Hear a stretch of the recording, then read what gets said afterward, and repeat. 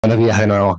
Un placer para mí poder estar con ustedes hoy día, poder compartir ayer de la reunión de jóvenes, poder compartir de la cena del Señor esta mañana con los creyentes y ahora también poder compartir en la meditación de su palabra. Me gustaría si me pueden acompañar al Evangelio de Marcos. El Evangelio de Marcos es el capítulo 5. Como ya saben, la mayoría tenemos 4 evangelios que cuentan la misma historia del Señor Jesús de diferentes ángulos, poniendo diferentes énfasis para tratar de darnos una imagen más completa de lo que fue la vida, la muerte, la resurrección y ascensión de nuestro Señor Jesús. Ahora, cada autor pone énfasis diferente y cuenta la historia un poco diferente. Utilizan diferentes herramientas en cómo ellos hablan del Señor Jesús en sus libros. Y una de las cosas que hace Marcos es lo que se llama los sándwiches de Marcos. Lo que hace Marcos es que él, bueno, primero pensé que habría sido mucho más oportuno si Lucas usara los sándwiches, porque se podría hacer un juego de palabras con Barros Lucas y Barros Lucas, pero es Marcos el que los hace. ¿Y qué es un sándwich en Marcos? Lo que hace el evangelista es que comienza una historia y luego la interrumpe con otra historia, y luego que esa termina, vuelve a la historia que había comenzado al principio. Por eso un sándwich es como un pan, una hamburguesa que la interrumpe, y luego volvemos al pan, ¿no? Un churrasco en vez de hamburguesa ahora que estamos en Chile. Y eso es lo que sucede aquí en Marcos 5. Si pueden acompañarme leyendo los primeros versículos desde el 21. Dice, pasando otra vez Jesús en una barca a la otra orilla, se reunió alrededor de él una gran multitud. Y se me olvida que puedo pasar esto. Así que así pueden leer arriba también. Pasando otra vez Jesús en una barca a la otra orilla, se reunió alrededor de él una gran multitud. Y él estaba junto al mar. Y vino uno de los principales de la sinagoga, llamado Jairo. Y luego que le vio, se postró a sus pies y le rogaba mucho, diciendo, mi hija está agonizando. Ven y pon las manos sobre ella para que sea salva y vivirá.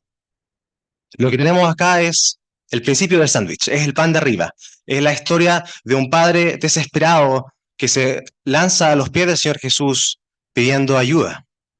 Y se nos dicen cosas de este hombre, de este padre. Se nos dice que es uno de los principales de la sinagoga, por lo tanto tenía algún rol de estatus y influencia en términos religiosos, y también se nos da su nombre, se llama Jairo. Y muchas veces cuando leemos los evangelios y vemos personajes en autoridad religiosa cercanos al Señor, usualmente pensamos que quizás van a estar en desacuerdo con algo que el Señor Jesús enseñaba, quizás quieren debatir teológicamente, quizás están en desacuerdo con alguna interpretación del Señor Jesús, pero aquí lo que vemos es un hombre desesperado, lo que vemos es un padre desesperado, cuya hija dice que está agonizando. Más adelante en la historia aprendemos que esta niña tiene solo 12 años. Y podemos ponernos en los pies de Jairo aquí, ¿no? Alguien que quizá tiene influencia, quizá tiene contactos, es un principal de la sinagoga, pero no tiene a quién más acudir. En desesperación, se lanza a sus pies y le ruega, diciendo, mi hija de 12 años está agonizando. Ven y pon las manos sobre ella para que sea salva. Quizá que habrá escuchado Jairo del Señor Jesús.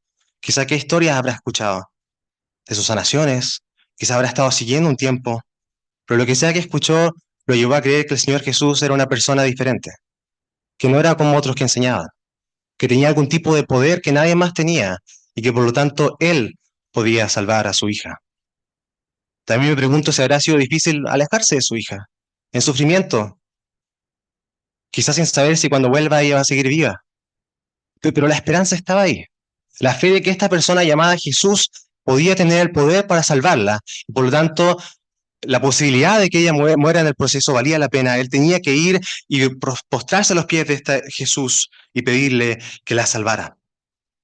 Una cosa que se me olvidó mencionar, y muchas gracias por el agua, es que una de las razones por la que Marcos hace este tipo de sándwich, este tipo de mezclar dos historias, es porque él quiere que las leamos juntas, que las leamos una y otra vez juntas y veamos cosas similares y también diferencias entre los dos relatos.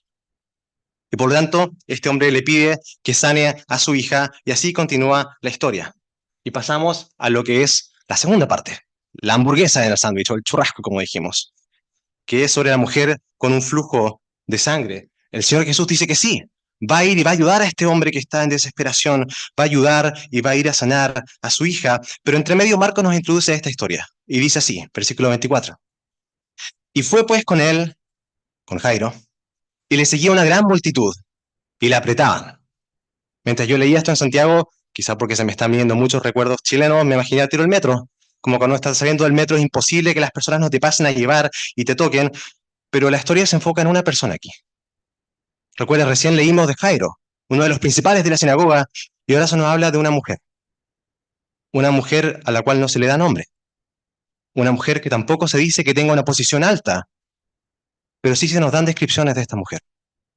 El versículo 25 dice, pero una mujer que desde hace 12 años padecía de flujo de sangre. Otra vez, si leemos estas dos historias una y otra vez, sabemos que la niña de Jairo tiene 12 años. Y ahora esta mujer dice que ha sufrido por 12 años. O sea, desde el momento que la hija de este padre nació, esta mujer ha estado sufriendo. Son 12 años de dolor. ¿Y de qué padecía? De un flujo de sangre. De un flujo de sangre genital. Era un problema de salud constante en su vida. Y podemos imaginar los impactos en salud. Podemos imaginar el dolor también de la sociedad. Digamos que no es una enfermedad que es fácil de ocultar. Estos eran tiempos donde no se tenía tanta ropa como hoy en día, y por lo tanto era algo que día tras día marcaba su vida. Desde hace 12 años padecía de flujo de sangre. Y había sufrido mucho de muchos médicos, nos dice, y gastado todo lo que tenía. Otra vez tenemos la imagen de una persona en desesperación. Una persona que ha ido médico y médico tratando de ver quién puede ayudarla, tratando de ver quién puede darle un diagnóstico, que puede darle el tratamiento, que pueda salvarle y sacarle de esta situación constante. ¿Cuántas personas nosotros mismos conocemos en nuestra vida que han ido de médico en médico intentando ver quién puede ayudar? Más por más que había ido de médico en médico, quizás de tratamiento, y gastado todo lo que tenía, dice, y nada había aprovechado. Es más, le iba peor. Marco nos está juntando dos historias de personas que están completamente desesperados frente a la amenaza de lo que es la muerte en nuestras vidas, enfermedad, y luego cómo el Señor Jesús cambia sus vidas. Pero aparte del problema de salud que tenía esta mujer, y aparte del problema que, digamos, social, de lo que la gente podía ver, hay otro nivel de dolor en esta condición de esta mujer. Después de todo, y estoy ocupando los botones equivocados, se nos dice que padecía de un flujo de sangre. Ahora, esta enfermedad, digamos que es diferente a otras enfermedades que encontramos en los evangelios. Vemos del Señor Jesús que va y sana paralíticos que pueden caminar, o va y sana ciegos que ahora pueden ver, pero hay otro nivel acá de dolor que sufre esta mujer, ya que dentro del mundo judío esto también llevaría una impureza ritual. Como creyentes del siglo XXI quizá no somos inmediatos en darnos cuenta de estos niveles del texto, pero una mujer que padecía por 12 años de flujo de sangre significa que llevaba 12 años en impureza ritual. ¿Y qué significa la impureza ritual? Después de todo, nosotros día a día no es un término que ocupemos mucho, y por eso me gustaría llevarlos al libro que espero que sea el que más lean día a día, y que se levanten y se tomen el tecito leyendo Levítico. Ahora, quizá en la mente de muchos de nosotros, Levítico es un libro que nos cuesta, que quizá en enero partimos leyendo Génesis y cuando llegamos al Levítico hasta ahí llegamos. Los invito a empujar y seguir leyendo, pero una cosa que ayuda mucho para poder entender el libro de Levítico es ver el lugar en el que está en la historia. Después de todo, sí, hay muchas instrucciones en este libro, pero ¿qué está sucediendo en la historia de Israel en el Pentateuco en este momento? Israel en Éxodo está bajo esclavitud de Faraón, están completamente esclavizados bajo Faraón, trabajando para hacer más y más ladrillos, oprimidos, y claman a Yahvé para que Él los pueda salvar, para que los rescate. Y leemos de cómo Yahvé los rescata de la esclavitud y a través de Moisés los guía hacia afuera y llegan a Sinaí. Y ahora son formados como un nuevo pueblo, liberado y con un nuevo rey, uno que no los oprime. Es Yahvé. Y no solo eso, no solo están liberados, la presencia de Dios va a volver a estar en medio de ellos. Y por lo tanto se le dan instrucciones para que puedan construir el tabernáculo. Las buenas noticias de que Dios va a volver a morar en medio de su pueblo, aquello que se perdió en Edén, va a volver a estar ahí. Pero, a diferencia de lo que ocurrió en Edén, ahora las personas están bajo la influencia del pecado. Es más, ahora las personas están viviendo bajo lo que son las fuerzas de la muerte. Y por lo tanto, por más que buenas noticias de que Yahvé ahora vuelva a morar en medio de su pueblo, también hay peligros. Y eso leemos en estos versículos. Levíticos 10, 8 al 11 dice, y Yahvé habló a Aarón diciendo, tú y tus hijos contigo no beberéis vino ni sidra cuando entréis en el tabernáculo de reunión, donde está la presencia del Señor, y dice, para que no muráis.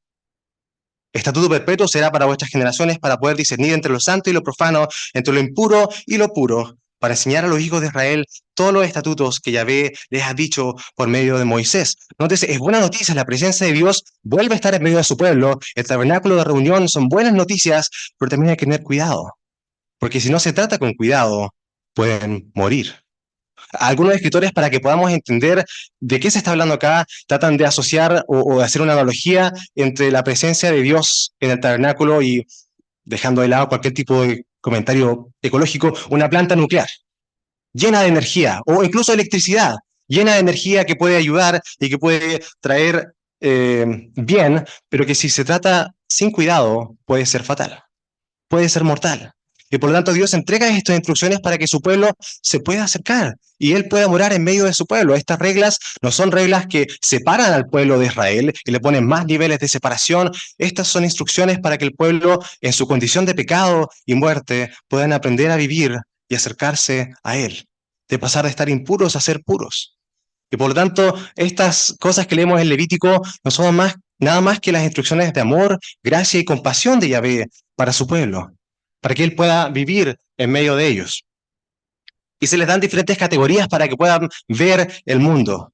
Se les da lo santo y lo profano, lo puro y lo impuro, que son palabras que nosotros hoy en día no ocupamos muchas. Quizás nos suenan como palabras bíblicas que estamos acostumbrados a oír, pero no sé si le ponemos mucho énfasis en lo que significan específicamente.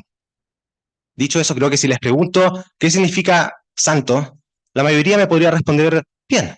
Significa aquello que es separado para el servicio de Yahvé. Pero luego si les pregunto qué es lo profano, quizá ahí nos cuesta un poco más.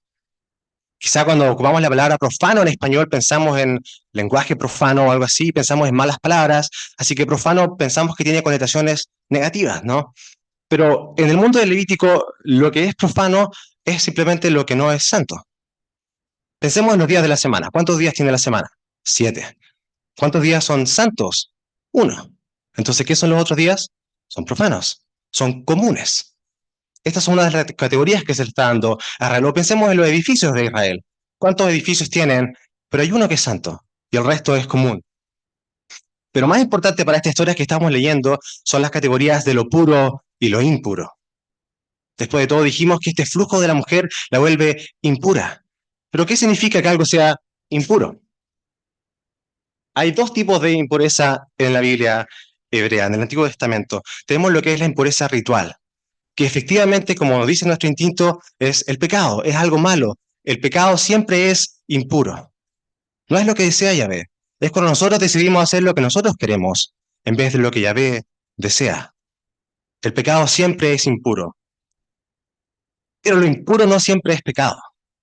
Y es porque hay otro tipo de impureza, que es la impureza ritual. Que estas son cosas que Dios le entregó a su pueblo para enseñarles qué significa que Él ahora vive en medio de ellos. Ahora, como digo, nosotros no hablamos mucho de impurezas rituales, por lo tanto es algo completamente ajeno a nosotros. Y creo que por eso meditar en el libro de Levítico es importante porque podemos entrar un poco en lo que es la mentalidad de Israel. Pero si les digo cuáles son las tres fuentes principales en Levítico, las tres fuentes más poderosas de impurezas, quizás esto nos ayuda a entender por qué Dios le entregó esto a su pueblo.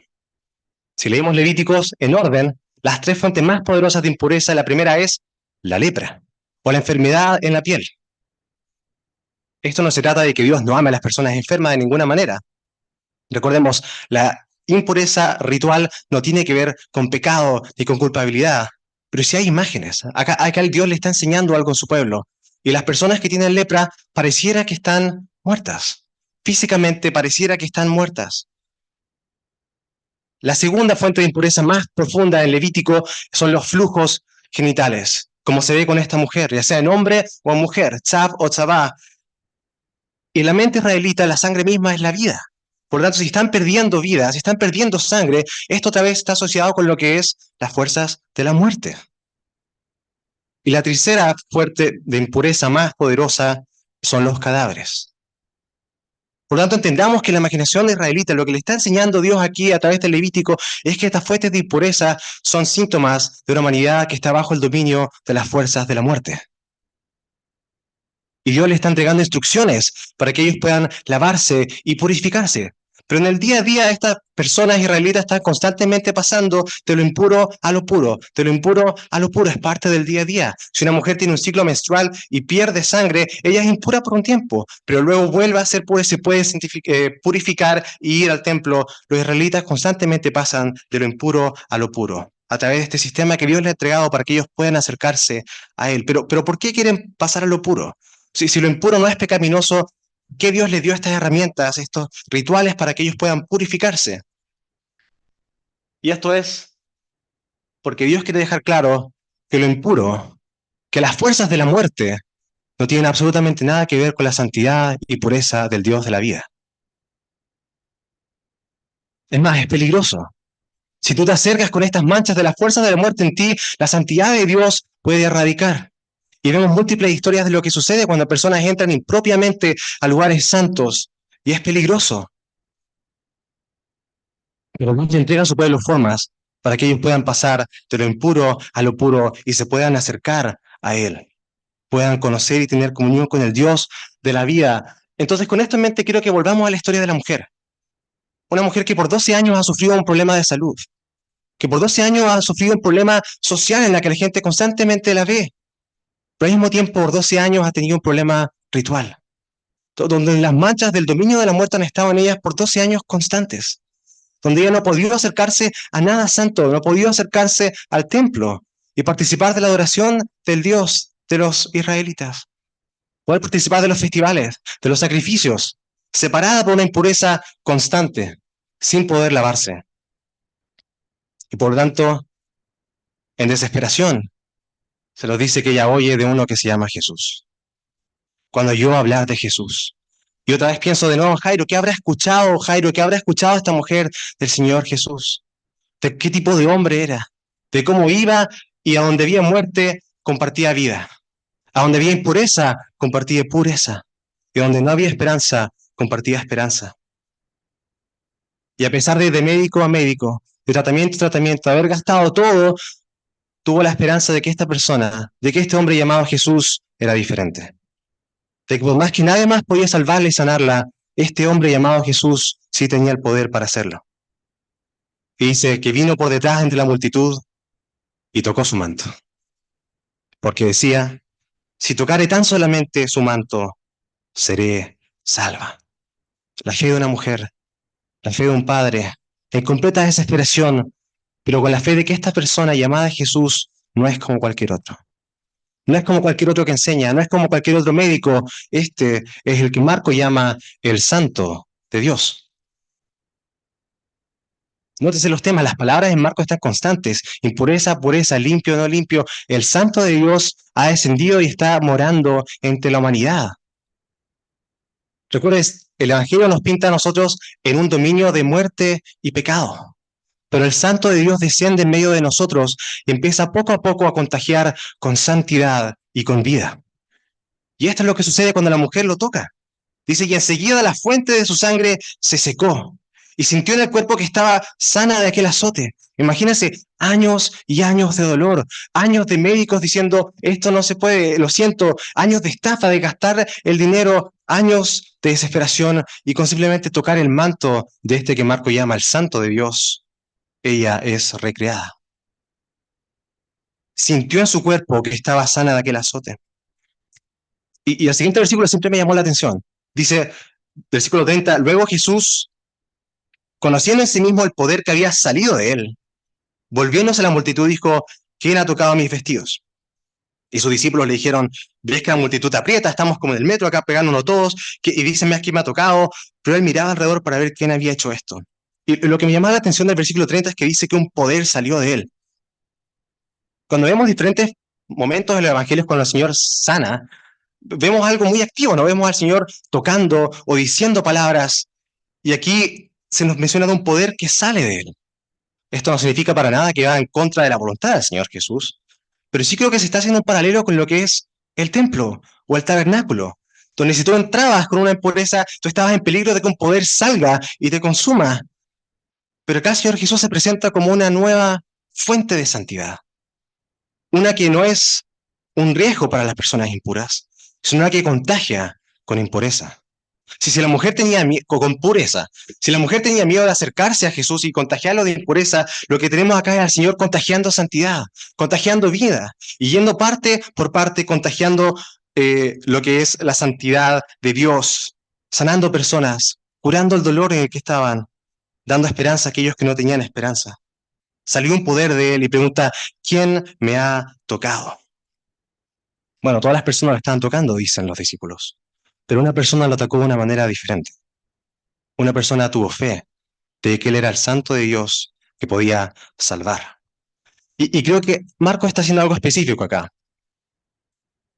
Lo que está haciendo Marcos está presentando a Jesús como el santo de Dios desde el principio del Evangelio, como aquel que viene a destruir las fuerzas de la muerte. Si estas impurezas rituales son síntomas de que la muerte está en control y en dominio de nosotros, lo que vemos a Jesús descendiendo al reino de la muerte y uno por uno sanando a personas y purificándolos y diciendo, viene una era diferente. Se acerca el reino de Dios.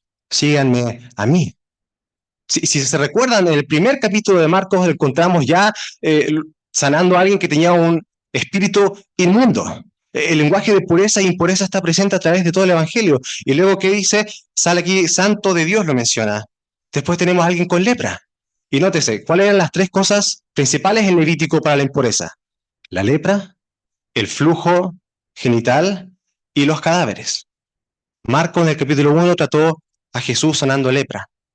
Marco acaba de tocar a una mujer siendo sanada de un flujo genital. Y ahora que Marco va a terminar el sándwich, va a llegar a lo que es un cadáver. Después de todo, la mujer efectivamente le dice, estoy en diferentes partes con el iPad y con esto, estoy acostumbrándome a este cosito. Volvamos a la mujer. Dice entonces la mujer, temiendo y temblando, ya que Jesús preguntaba a quién la tocó, la mujer está temiendo y temblando, y siempre me pregunté, ¿por qué estás temiendo y temblando? ¿Por qué está asustada? Acaba de ser sanada. ¿Por qué está temiendo y temblando? ¿Será que teme que aquellos alrededor la juzguen porque una mujer impura se acercó al rabino? ¿Será que esta mujer está temiendo y temblando porque quizás Jesús está enojado? ¿Porque Jesús no la quería salvar?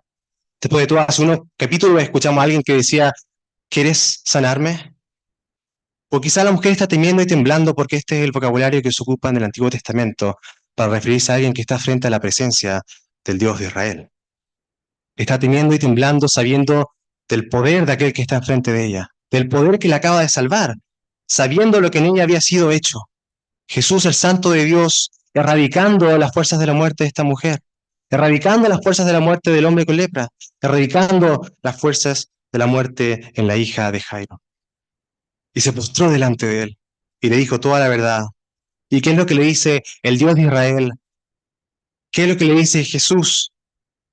Aquel cuya santidad es infinita destruye las fuerzas de la muerte. Hija, es la única parte de los evangelios en que Jesús le dice hija a alguien. Hija, tu fe te ha hecho salva. Muchos estaban tocando a Jesús, muchos los pasaban a llevar, muchos hablaron con él, pero pocos tuvieron fe.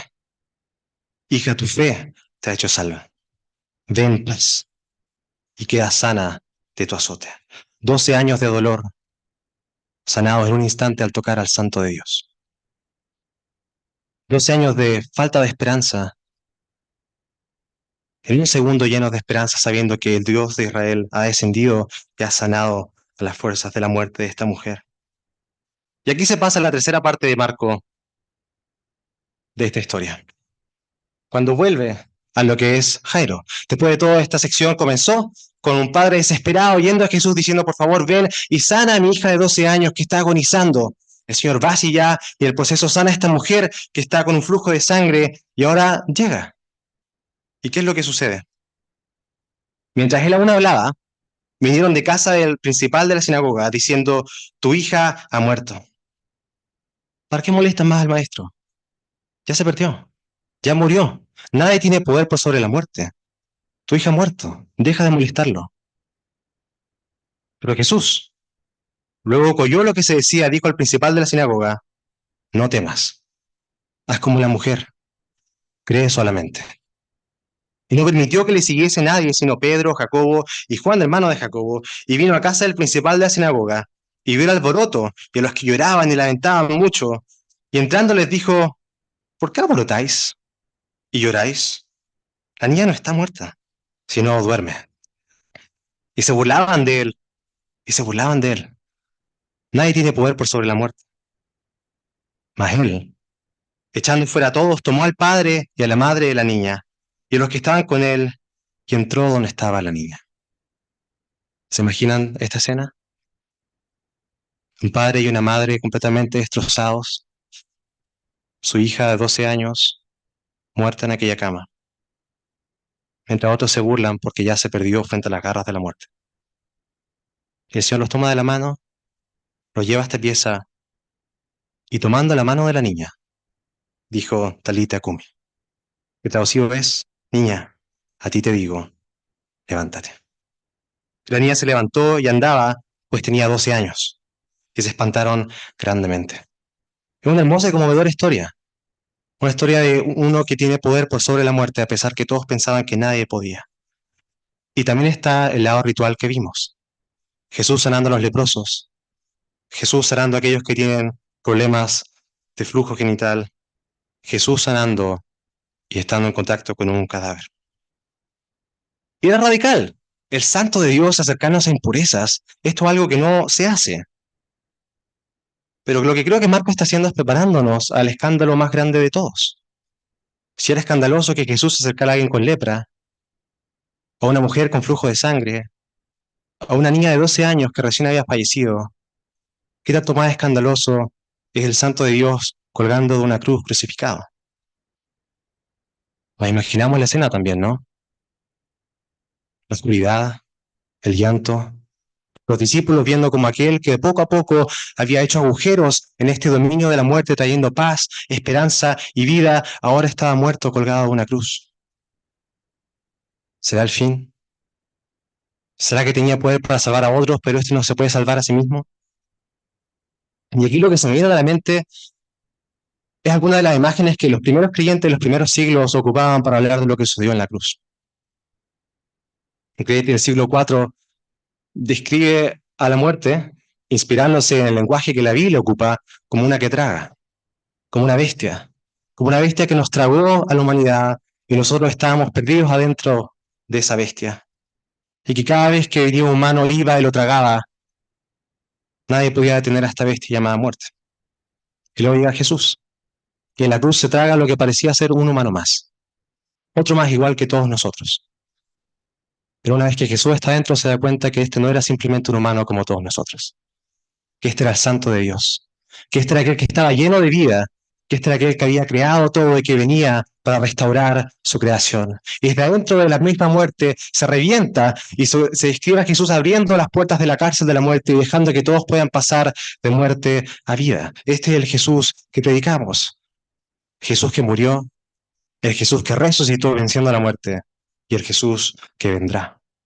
Y por lo tanto, Marco poco a poco nos está presentando a Jesús que no solo sana las fuerzas de la muerte, sino que destruye a la muerte misma en aquella cruz, liberándonos a nosotros, seres pecaminosos, impuros ritualmente y nosotros sabemos moralmente, que constantemente decidimos hacer lo que nosotros queremos. Que nuestra voluntad está curvada y buscamos lo que nosotros queremos y nunca lo que Dios quiere.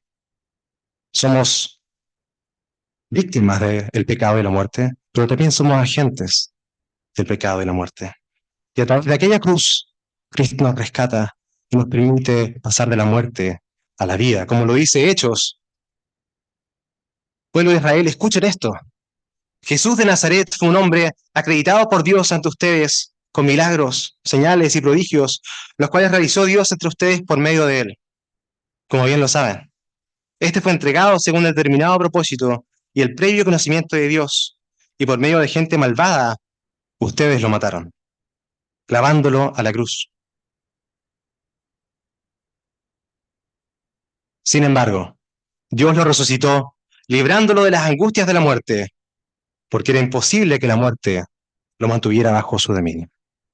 Y estas son las buenas noticias. Esto es lo que Marco nos está presentando aquí, que Jesús es aquel que viene a destruir la muerte y nos invita a unirnos a Él para poder pasar de la muerte a la vida, para poder tener vida eterna y conocer al Padre, para poder salir de lo que es nuestro propio egocentrismo y buscar lo que nosotros queremos para poder ser justificados y santificados y por lo tanto buscar lo que el Padre quiere, así como Él fue enviado y nosotros seamos enviados también. Y por lo tanto, cuando medito en esto en las Escrituras, como un creyente que acaba de celebrar la cena del Señor, me lleno de esperanza. Mientras leía esto ayer en la noche y leía tanto de la niña enferma como también de la mujer por 12 años, me acordé de un amigo mío de la universidad en este momento. Es creyente y un excelente cabro. Su corazón por el Señor lo admiro a kilómetros y que ha estado luchando con una enfermedad por un año y medio. Lo diagnosticaron más o menos cuando yo lo conocí. Y su enfermedad, la verdad es que no saben qué es exactamente. Eh, Pareciera ser algo autoinmune. De a poco a poco, cuando lo conocí era bien musculoso y ahora está prácticamente en huesos. Y todas las semanas nos juntamos y oramos y preguntamos si hay algún avance y siempre me dice que no, que la verdad está un poco peor. Y esas son las fuerzas de la muerte, los cuales nosotros seguimos viendo día a día en nuestro mundo. Pero por más que Él me dice que Él enflaquece y enflaquece, se regocija en que Cristo es fuerte cuando Él no es. Y tiene la esperanza de que la muerte no tiene la palabra final. Y que lo que sea que llegue a suceder, Cristo es rey y Cristo ha ganado y Cristo volverá.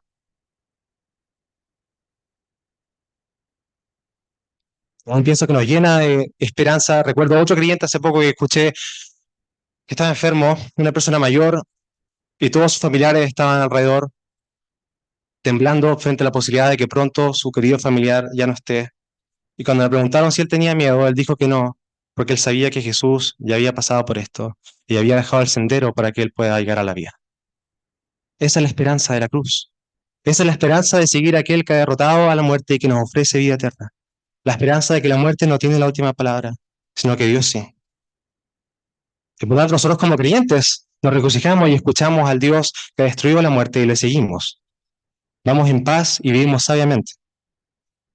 Pero para aquellos que están acá, que no han creído en el Evangelio, hagan como Jairo, hagan como la mujer. No teman y crean solamente. Dense cuenta de que la condición en la que están, no importa el médico que vayan, no va a poder arreglarse. Somos pecadores. Estamos bajo el dominio de las fuerzas de la muerte. Y además somos sus agentes. Necesitamos a alguien que venga y nos rescate. Alguien que descienda a lo más profundo de nuestra condición humana y nos saque hacia la vida. Haz como esa mujer que se acercó a Cristo, llena, quizá con un poco de esperanza, pero llena de decepción de años, de dolor de salud, de dolor social, de dolor ritual, pero creyó en lo que había escuchado de otras personas de este Jesús, que éste se podía salvarla. Y por lo tanto tocó su manto y tuvo fe. Y luego el Señor le dijo, hija, tu fe te ha hecho salva, ve en paz. Como creyentes podemos irnos de acá y tener esa paz frente a la muerte. Una paz que quizás es irracional para el resto del mundo. Si piensan en el Imperio Romano, veía a otro más crucificado, pero nosotros vemos a Cristo exaltado en aquella cruz. Hija, tu fe te ha hecho salva. ¿Qué vas a hacer? ¿Vas a seguir yendo de médico a médico? ¿Vas a seguir buscando lo que tú quieres? ¿O vas a ser como Jairo y como esta mujer que no temieron más y tuvieron fe que Cristo, que esta persona Jesús que otros hablaban era diferente?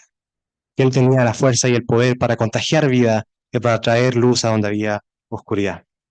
Hasta aquí la palabra del Señor. Podemos orar. Padre Santo, nos acercamos a ti, Señor, con un corazón lleno de gozo como aquellos que han tocado el manto de tu Hijo, Señor. Como aquellos que vimos nuestra condición, Padre, vimos que no había dónde más ir y nos postramos ante tus pies, Señor. Oímos la invitación de aquel que nos decía que vengamos a Él, independiente de nuestras impurezas, Señor, independiente de nuestro pecado, sabiendo que era el único que nos podía rescatar, que nos podía transformar. Te damos gracias, Padre, por la esperanza que es poder seguir a uno que ha vencido la muerte, uno que ha muerto, uno que ha resucitado y uno que volverá y consumirá su reino. Te pedimos, Señor, por aquellos que sufren mientras vivimos todavía en lo que es el dominio de la muerte. Padre, en enfermedad, Señor, en injusticia, vemos cómo este mundo no está bien. Y anhelamos tu venida, Padre. Anhelamos la venida de Cristo aquí. Anhelamos, Señor, que todos puedan escuchar su nombre y puedan doblar rodillas. Te pedimos por aquellos que están escuchando hoy en día, que quizás escucharon en la mañana, Señor, cómo celebramos lo que hiciste en aquella cruz. Te pedimos, Señor, por aquellos que acaban de escuchar sobre el Santo de Dios que ha venido a destruir las fuerzas de la muerte. Te pedimos que puedan abrir sus ojos, que puedan ver su condición, Señor, que puedan estirar la mano y acercarse a ti y tener la paz que solo tú entregas. Te damos gracias, Señor, porque tú eres quien ha vencido la muerte a través de tu Hijo. Ayúdanos a caminar sabiendo que somos parte de un reino nuevo. Como se hablaba ayer, Señor, tenemos dos pasaportes. Ayúdanos a reflejarlo a Él como agentes de vida, ¿sabes? Te damos gracias en nombre de Señor Jesús. Amén.